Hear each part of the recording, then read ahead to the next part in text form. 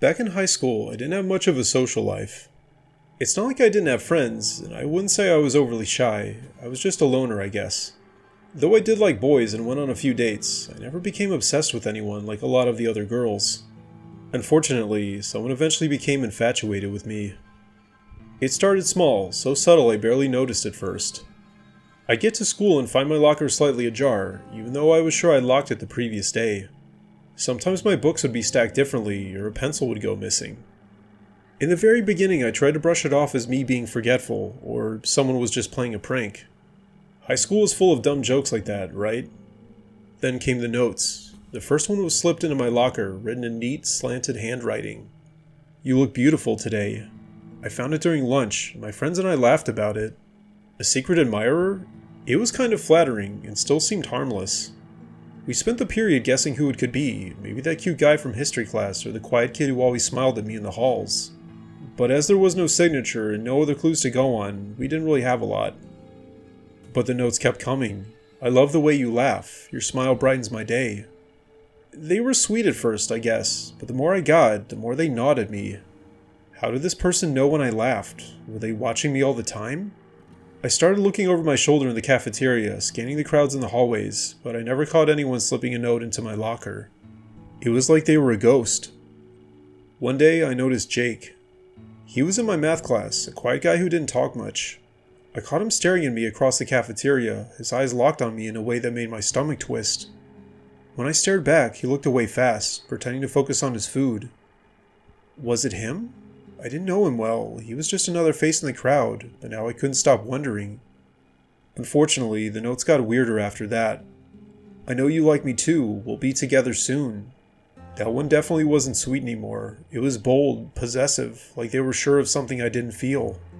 I decided to confront Jake, and after class I pulled him aside. "Hey Jake, can I talk to you?" He looked startled, his face turning pink. Sure, what's up?" "Have you been leaving notes in my locker?" I asked, watching his reaction. "Notes?" he stammered. "What notes?"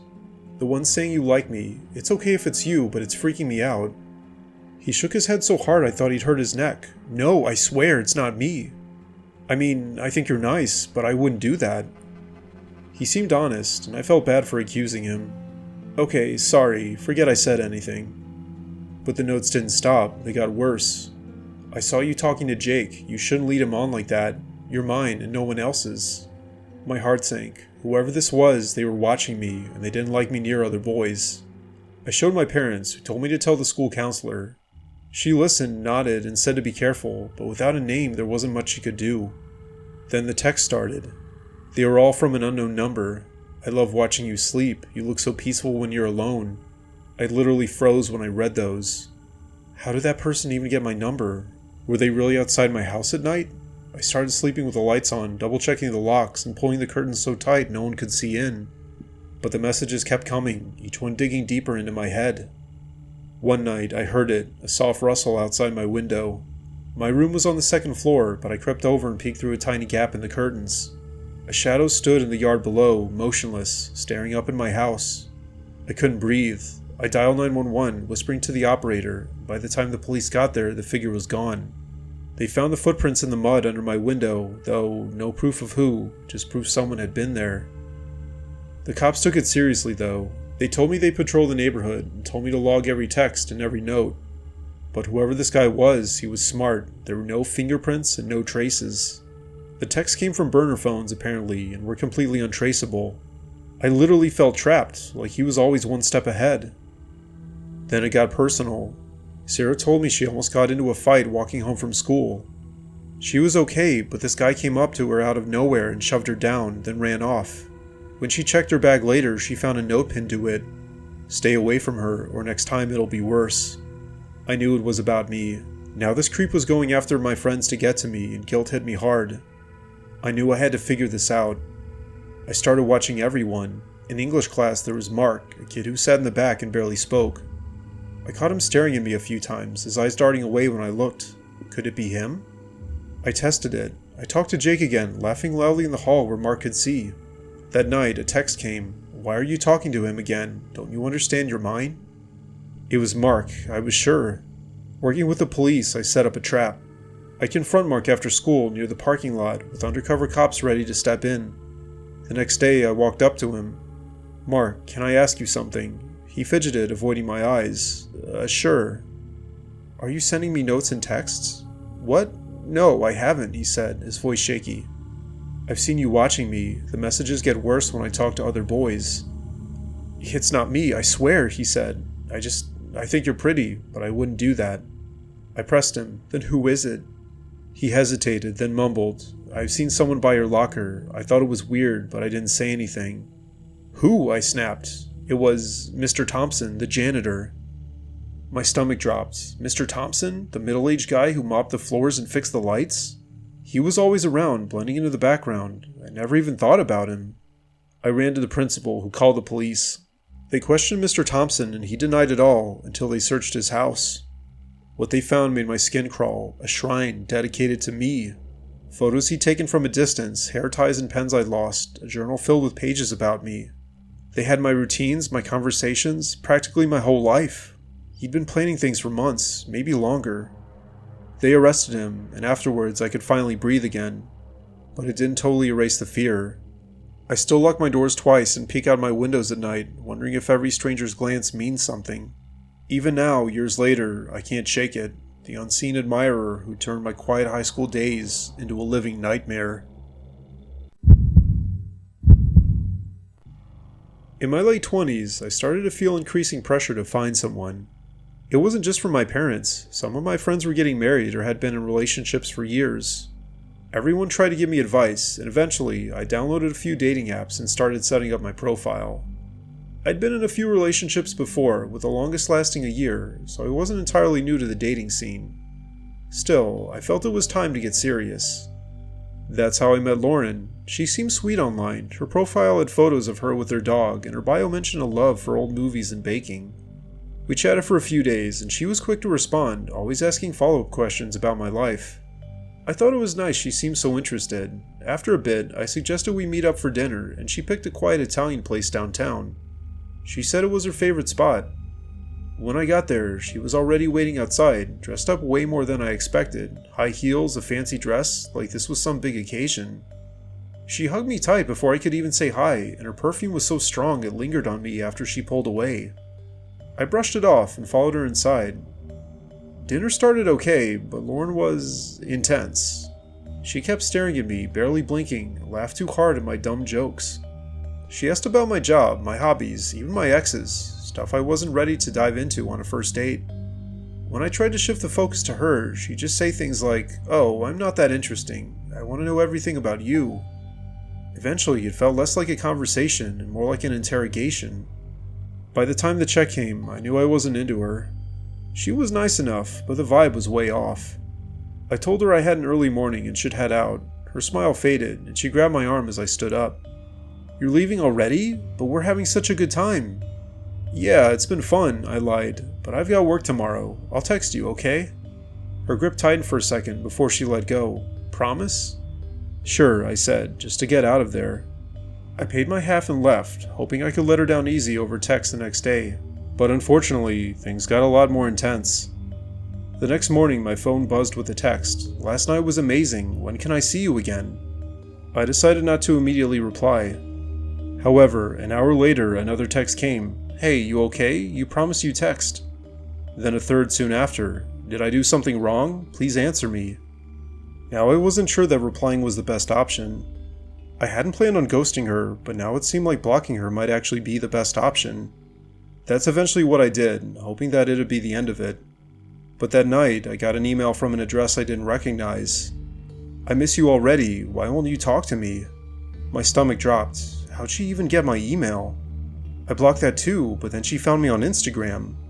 She sent a DM. I thought we had something special. Don't shut me out. I blocked her there as well, but new accounts kept popping up, all with messages begging me to give her a chance. I started feeling uneasy, knowing this situation was far from normal. A few days later, I was grabbing coffee near my apartment when I saw her across the street, just standing there, watching me. She didn't approach, but when I looked back after getting my drink, she was gone. I told myself it was a coincidence, which in hindsight makes no sense. But then I kept seeing her again, at the gym, at the grocery store, always at a distance, always staring. I told my buddy Chris about it over beers one night. He thought it was hilarious. "Bro, she's obsessed with you. You must have made one hell of an impression." I forced a laugh, even though I really didn't find it funny. I started double-checking my locks and peeked out of my blinds before bed every night. Then things got weirder. One morning, I found a small envelope slipped under my apartment door. Inside was a handwritten note. "I know you're scared, but you don't have to be. I just want us to be together." My hand shook as I read it. How did she know where I lived? I hadn't told her that. I went to the police, but they said it wasn't enough for a restraining order. "She hasn't threatened you," the officer told me. "Keep a record of everything and call us if it escalates." I ended up buying a cheap security camera for my door and started sleeping with a baseball bat by my bed. For a week after that, things were actually pretty quiet. No messages and no sightings. I thought maybe she'd finally given up. But then one night, I woke up to my phone buzzing nonstop. It was 3 a.m. and I had dozens of texts from an unknown number, all photos. Pictures of me sleeping in bed, taken from above. My heart stopped. I grabbed the bat and searched my apartment, but no one was there. The windows were locked, the door still secure. How the hell had she gotten in? I called the cops and they came by, but they couldn't find any sign of a break-in. They took my phone to analyze the photos, promising to look into it. That night, I crashed at Chris's place, too freaked out to stay home. He didn't laugh this time, as he saw the pictures too. The next day, I got a call from the police. They tracked the number to Lauren's apartment and brought her in for questioning. She admitted to everything, the messages, the stalking, even slipping the note under my door. But she swore she never took those photos. The cops didn't buy it and charged her with harassment, but she kept insisting someone else was involved.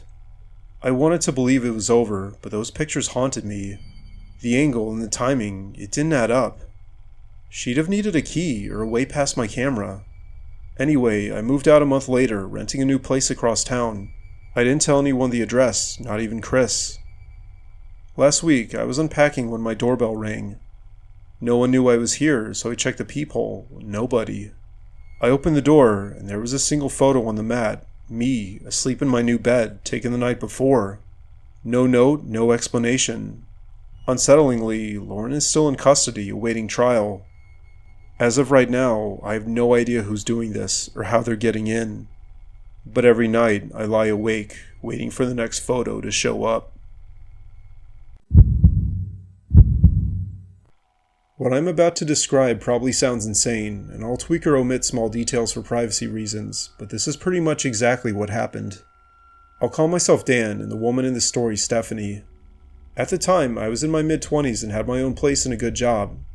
Honestly, life was going great, aside from me not having any romantic prospects. Eventually my friends convinced me to try dating apps, and I must have gotten extremely lucky, because within several days I matched with this gorgeous brunette woman who was a solid 10. I know that sounds like an exaggeration, but I promise it's not. Stephanie was breathtaking. Her profile showed off her long, chestnut brown hair, warm hazel eyes, and a smile that radiated confidence. We hit it off instantly over text. She was witty, charming, and seemed to get me in a way no one else ever had. After a week of chatting, I asked her out. She suggested a quaint rooftop bar with a view of the city skyline, and I couldn't wait to meet her. The night of our first date, I arrived a few minutes early, scanning the crowd. Then I saw her step out of the elevator, and time seemed to slow. She wore a deep emerald green blouse that shimmered faintly under the bar's dim lights, tucked into high-waisted black skinny jeans that hugged her legs perfectly. A pair of ankle boots with a slight heel gave her an effortless strut, and a thin gold bracelet gleamed on her wrist, catching my eye every time she moved her hand. Her hair was swept over one shoulder in loose curls, and her makeup, just a touch of mascara and a bold red lip, made her look like she belonged on a movie screen. "Dan, right?" she said, her voice smooth and inviting as she approached. "Yeah, hi," I managed, suddenly aware of how dry my mouth was. "You look... wow." She smiled, a little shyly. "Thanks, you're not too bad yourself." That night was pure magic. We sipped cocktails, laughed over dumb stories from our pasts, and watched the city lights flicker below us. She had this way of leaning in when she listened, like every word I said mattered. By the time we said goodnight, I was already falling for her. For the next few weeks, it was like a dream. We went on more dates, hikes, movie nights, dinners, and every moment with her felt electric. She was thoughtful, adventurous, and made me feel like the luckiest guy alive. But then, cracks started to show. It started small. She'd ask where I was going every time I left her sight, even if it was just to grab a coffee. If I didn't text back fast enough, she'd call, her tone sharp with worry. "I just need to know you're okay," she'd say, but it felt off. Then came the night we were cooking dinner at my place.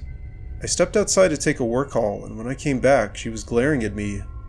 "Who was that?" she demanded. "Just my boss," I said, confused. "Why?"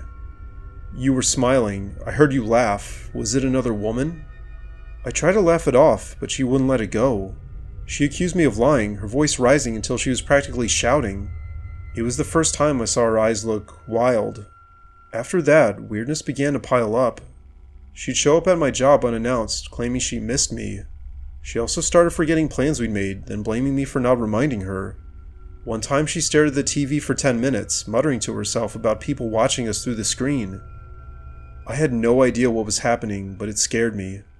I tried talking to her, asking if she was okay, but she'd snap or cry and say I didn't care about her. Finally, I couldn't take it anymore. I ended it over coffee at a public place, hoping she'd stay calm. "Steph, I can't do this," I said. "You're not yourself lately, and it's too much." Her face went blank, then twisted with anger. "You're abandoning me? After everything?" She stormed out, and I thought that was it. But it wasn't. Days later, I started getting texts from unknown numbers. "I still love you, and why won't you answer?" I'd spot her car parked across the street from my apartment at night, her silhouette just visible through the tinted windows. She left voicemails, some pleading, some furious, until I changed my number. Still, I'd catch glimpses of her following me in stores or standing outside my gym, always at a distance and watching. I installed a cheap security camera, and that's when I knew it was serious. One night, the footage showed her pacing outside my door at 3 a.m., whispering something I couldn't make out. The next day, I came home to find a note slipped under my mat. "We belong together, you'll see." Then came the breaking point. I woke up to a crash downstairs. Heart pounding, I grabbed the golf club and crept down the stairs. There she was, in my kitchen, rifling through my drawers. A window was shattered, glass crunching under her boots. "Steph, what are you doing?" I yelled, gripping the club tighter. She turned, her eyes glassy and frantic. "I needed to find it." "Find what? You broke in." "The proof," she said, stepping closer. "The proof you still love me." I bolted for my phone and called 911, keeping her inside as she rambled about us being soulmates. The cops arrived fast, restraining her as she screamed my name. They took her away, and I just sat there, shaking, wondering how it all went so wrong. A few days later, an officer called me, but what he told me was completely unexpected. Stephanie had apparently been diagnosed with lupus, and it had been affecting her brain. They said that was probably what caused the paranoia and delusions. Supposedly she was still in the hospital, getting better. I was stunned to say the least. Stephanie never even mentioned having lupus. Again, I'll skip over some of the details to maintain privacy, but apparently her family didn't even know it was this bad. After finding out, I didn't know what to feel. Relief, guilt, or maybe fear? Then a month later, Stephanie actually reached out through a letter. Unlike my more recent interactions with her, this one made complete sense and was very apologetic. In it, she explained how lupus had warped her mind and how she hadn't meant to scare me. She thanked me for getting her caught and said it forced her to face her illness. Against my better judgment, I decided to meet with her again. I couldn't help but notice she looked like the Stephanie from our first date, clear-eyed and gentle. We talked, including about her treatment plan and her determination to stay healthy. Something clicked, and I realized I still cared about her, beneath the fear. We took it slow, rebuilding trust. With her lupus managed, she was the woman I'd fallen for, funny, kind, and steady. 2 years later, I actually proposed under that same rooftop bar's lights. Now we're married with a son and a daughter, living a life I never thought possible after that night with the broken window. Sometimes I'll catch her staring at me, and for a split second I'll tense, but then she smiles, and I know we're okay.